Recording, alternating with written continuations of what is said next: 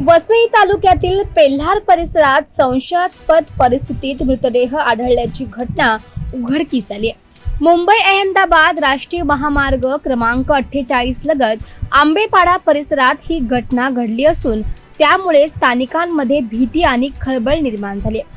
मिळालेल्या माहितीनुसार महामार्गापासून सुमारे 1000 मीटर अंतरावर असलेल्या पायवाटेजवळून जाणाऱ्या एका तरुणाला संशयास्पद वस्तू दिसून आली.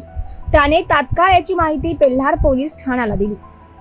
घटनेची माहिती मिळताच पोलीस निरीक्षक सचिन कांबळे, फॉरेन्सिक पथक तसेच परिमंडल 3 चे पोलीस उपायुक्त सुहास भावचे घटनास्थळी दाखल झाले.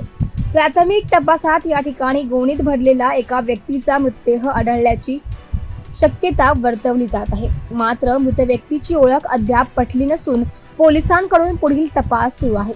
घटनास्थळी पंचनामा करण्यात येत असून या प्रकरणाचा उलगडा करण्यासाठी विविध अंगांनी चौकशी सुरू आहे.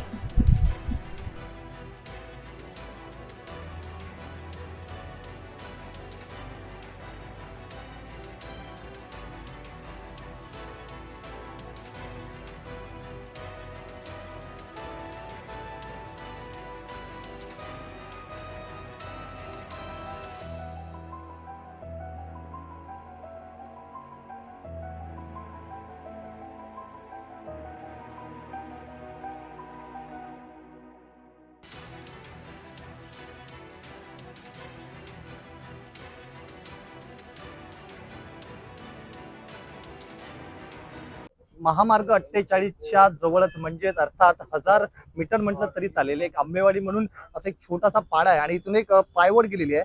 हा जो समोरचा पट्टा बघताय आपण जो हायवे आहे आणि हायवे पासून आतमध्ये येताना एक 1000 मीटरच्या अंतरावरच एक शव आढळलेला आहे. पोलिसांना म्हणजे पेल्हार पोलिसांच्या हद्दीत आहे.